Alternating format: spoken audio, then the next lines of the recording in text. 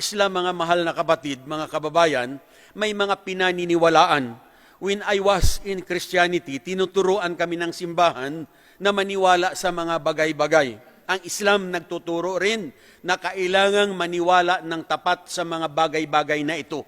Unang-una, kailangang maniwala ka at sumamba lamang sa nag-iisang Panginoong Diyos na lumikha sa ating lahat. Ang tinutukoy nating Panginoong Diyos, walang iba kundi ang Allah. So sa mga hindi pa Muslim, kapag naririnig ninyo ang Allah, huwag nating isipin na siya ay Diyos lamang ng mga Muslim. Dahil ang katotohanan, ang Allah, wala siyang kaibahan sa sinasabing Panginoong Diyos na tagapaglikha o ang tinatawag na God Almighty Creator. Siya rin yan. Siya ang lumikha sa ating lahat. Siya ang lumikha ng lahat ng bagay, nakikita at hindi nakikita. Siya ang nagbigay buhay sa ating lahat. At siya lamang ang nakaalam kung kailan tayo lahat-lahat mamamatay. At siya lamang ang magbabangon sa atin sa ating mga libingan sa araw ng paghuhukom. At siya lang ang huhukom sa ating lahat-lahat, wala ng iba. So ito ang unang paniniwala sa Islam, to believe and worship the one and only Allah the Almighty. Ang pangalawa na paniniwala sa Islam, mga kapatid, ang maniwala sa lahat ng mga anghel. Likewise, ang Christianity nagtuturo at naniniwala rin sa anghel. Ang turo sa Islam tungkol sa mga anghel, sila ay linikha ng Allah mula sa liwanag. Ngunit tayong mga tao, nilikha tayong lahat mula sa lupa. Kaya't kung tayo'y mamamatay, ang ating katawan na inaalagaan natin ng mabuti, ito ay magbabalik sa lupa o sa alikabok. At ang turo pa sa Islam na tayong lahat, sa ating pang-araw-araw na pamumuhay, may anghel na nagbabantay sa atin. May anghel sa kanan, siya ang nagsusulat ng ating mga mabubuting ginawa, at sa kaliwa, siya ang nagsusulat ng ating masasamang ginawa. Ang listahan nilang ito, tinatawag na Book of Record or talaan ng gawa, na ito ang ihaharap sa ating lahat sa darating na araw ng paghuhukom.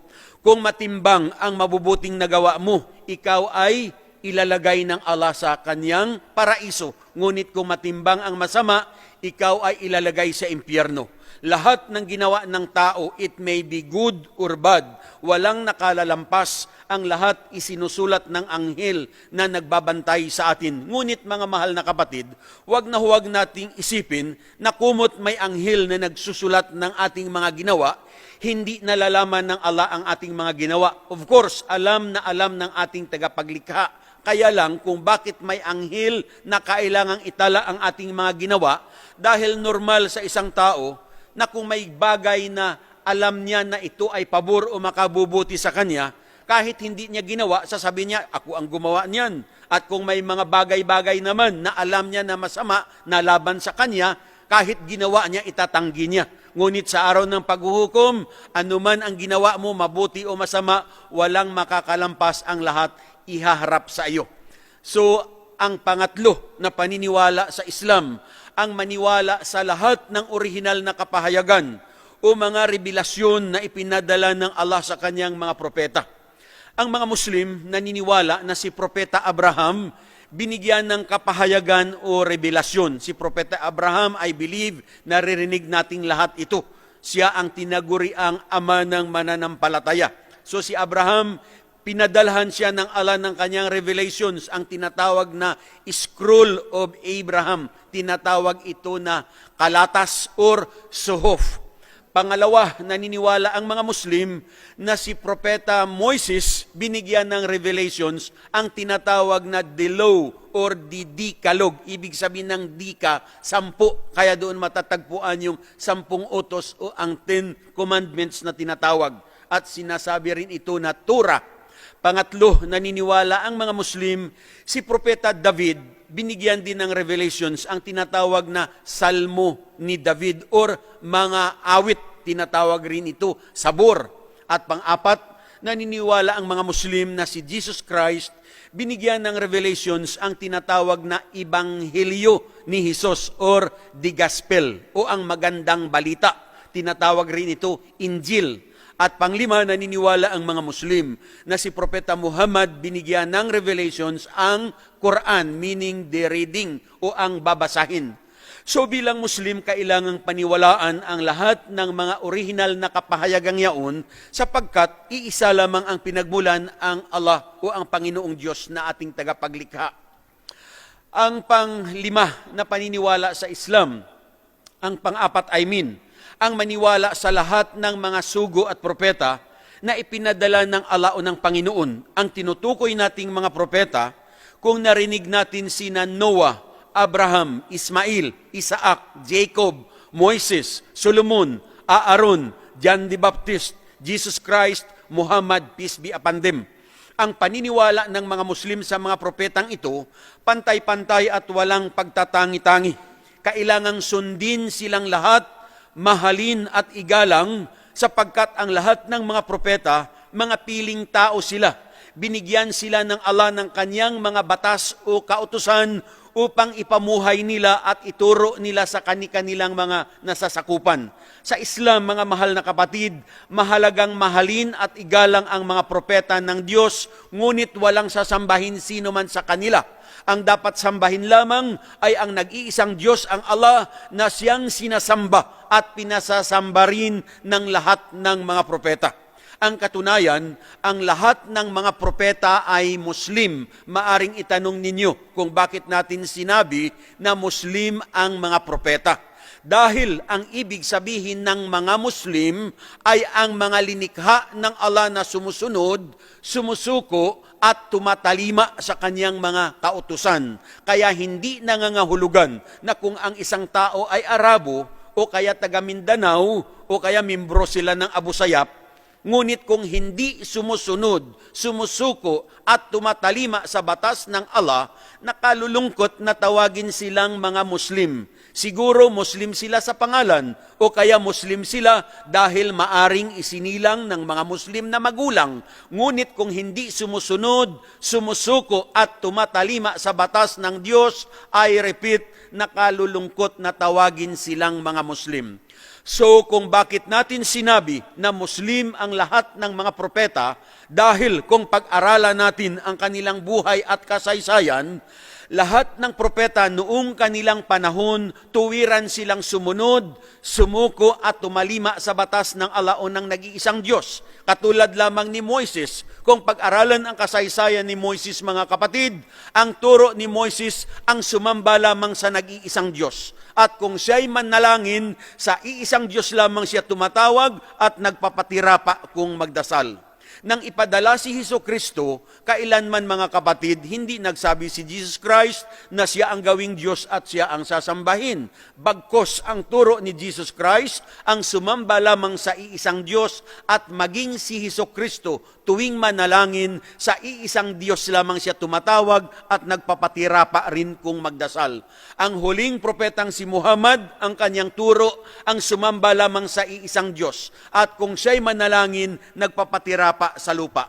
Kaya kung ating makikita, lahat ng Muslim sa buong sanlibutan, anuman ang kanyang lahi o tribo, anuman ang katayuan sa buhay o sa lipunan, babae man o lalaki, kapag nagdarasal ang lahat ng Muslim, sa iisang Diyos lamang tumatawag at nagpapatira pa sa lupa.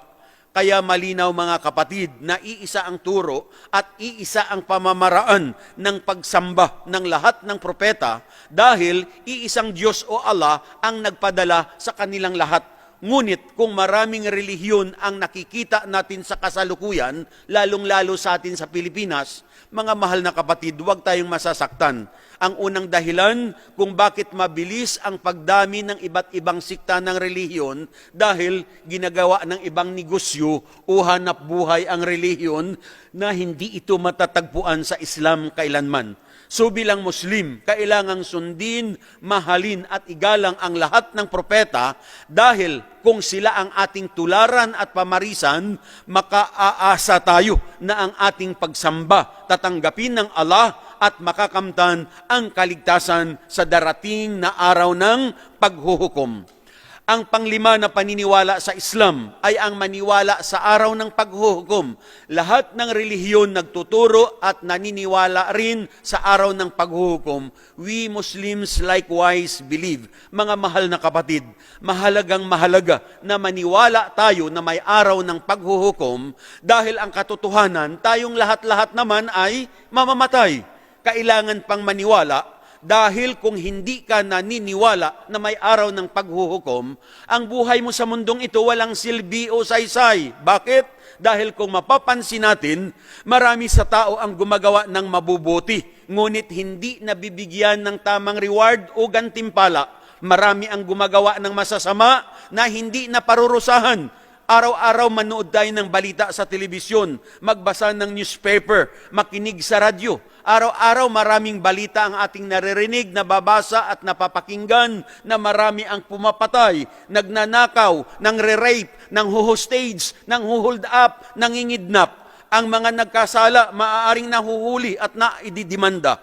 Subalit pagdating sa hukuman, ang batas na ipinaiiral ng lupa na kung ang isang pumatay o ang isang nang-rape ay mayaman, ma-influensya o makapangyarihan, na dapat hatulan ng habang buhay na pagkakulong o hatulan din ng kamatayan dahil sa sila ay mga masalapi at makapangyarihan, ang kasamaan na nagawa nila nababaliwala. Ang tanong, nasaan ang tunay na katarungan?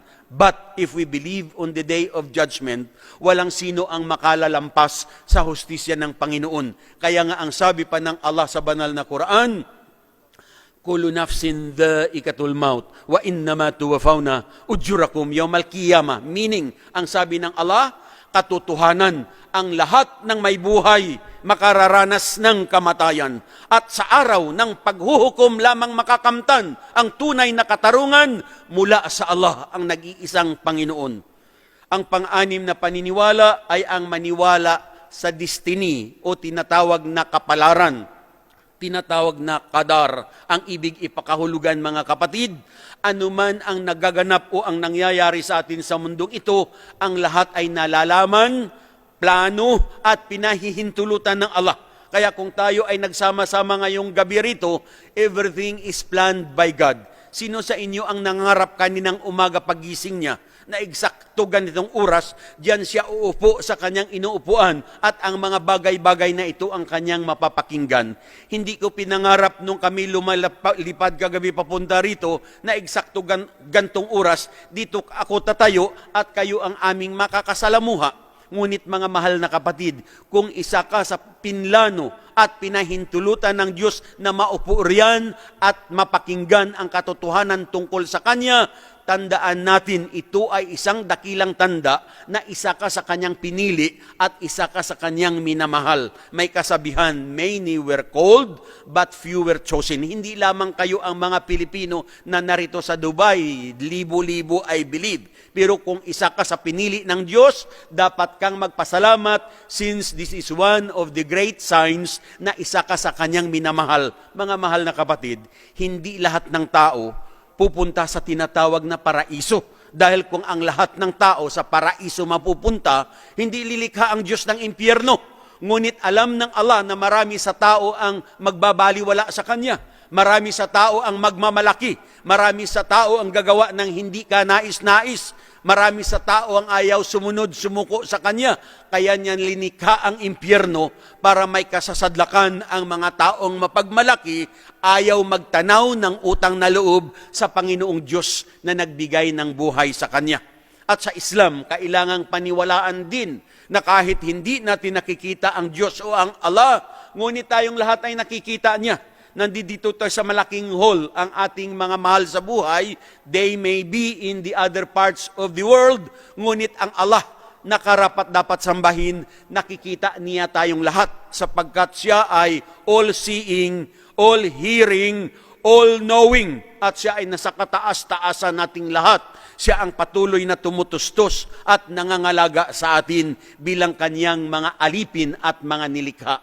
So ito ang mga pinaniniwalaan sa Islam na siyang pinaniniwalaan din ng lahat-lahat ng mga propeta na mga nauna sa atin. At of course, ito rin ang paniniwala na dapat ipamuhay at paniwalaan ng lahat ng tao hanggang sa magwakas ang panahon. Unang-una, maniwala at sumamba ka lamang sa Allah, sa nag-iisang Diyos. Maniwala ka sa kanyang mga anghel. Maniwala ka sa kanyang mga kasulatan. Maniwala ka sa lahat ng kanyang mga sugo at propeta. Maniwala sa araw ng paghuhukom. Maniwala sa destiny o tinatawag na kapalaran.